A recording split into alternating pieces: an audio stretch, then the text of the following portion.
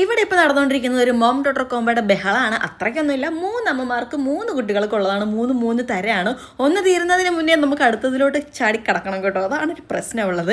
ഇപ്പോൾ ഒരാളുടെ അമ്മയുടെ ചെയ്ത് ഫിനിഷ് ചെയ്ത് നോക്കിയപ്പോഴത്തേക്ക് എവിടെയോ ഒരു ചുരുക്കൊക്കെ തോന്നുന്നു. അത് പിന്നെ അഴിച്ചിട്ട് ഒന്നും കൂടി അങ്ങ് പണിത് വെക്കണം. പിന്നെ നമ്മുടെ രണ്ടാമത്തെ അമ്മയുടെ സെറ്റ് ചെയ്ത് വെച്ചിട്ടുണ്ട്. മോൾഡേ റെഡിയാക്കി വെച്ചിട്ടുണ്ട്. അവർ വരാൻ വേണ്ടി നമ്മൾ കാത്തിരിക്കുവാണ്. നല്ലൊരു പച്ച കളറല്ലേ, നല്ല രസമാട്ടോ കാണാം. നല്ല ഭംഗിയുള്ളൊരു പച്ച കളറായിരുന്നു. പിന്നെ കുട്ടിക്ക് വേണ്ടി ചെയ്തത് നമ്മൾ പണ്ടൊരിക്കലും ഗ്ലാമികയുടെ ഔട്ട്ഫിറ്റ് റീക്രിയേറ്റ് ചെയ്തായിരുന്നു. ഒരു കോട്ട് സെറ്റ് പോലെ കോട്ടൊക്കെ വന്നത് നമ്മൾ അന്നിട്ട ടാങ്ക് ടോപ്പാണ്. അവരിപ്പോൾ കൊണ്ടു തന്നിരിക്കുന്ന ഒരു സാറ്റൻ മെറ്റീരിയലാണ്. അതുകൊണ്ട് ആ ഒരു ക്രോപ്പ് ടോപ്പ് പോലെ ചെയ്യാനാണ് പറഞ്ഞിരുന്നത്.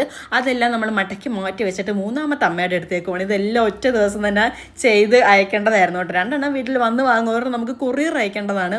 അപ്പോൾ അതിനിടയ്ക്ക് നമ്മുടെ ബാക്കി ചെയ്തുകൊണ്ടിരിക്കുന്നതിൻ്റെ ഫിനിഷിംഗ് പരിപാടിക്കൊക്കെ വേണ്ടി വിളിക്കും നമ്മുടെ ചേച്ചി.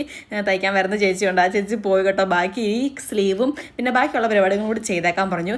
അത് ചെയ്തുകൊണ്ടിരിക്കുന്ന വഴിക്കാണ് നമ്മുടെ ആളിട്ട് നോക്കാൻ വേണ്ടി വന്നത് കേട്ടോ. നമ്മുടെ ആദ്യത്തെ അമ്മ അവരിട്ട് നോക്കി കുറച്ച് ഓൾട്രേഷൻ്റെ ആവശ്യം കൂടെ ഉണ്ട്. ഒന്ന് ടൈറ്റാക്കി വിടണം. ഇവർ കുറച്ച് ലേറ്റായിട്ട് വരുന്നുണ്ടായിരുന്നു. ഒരു 10 മണിയൊക്കെ ആകുമായിരുന്നു രാത്രിയിൽ. നമ്മുടെ വീടിൻ്റെ തൊട്ടടുത്ത് തന്നെ ഉള്ളതാണ്. അങ്ങനെ അവരെയും സെറ്റാക്കി വെച്ചിട്ടുണ്ട്.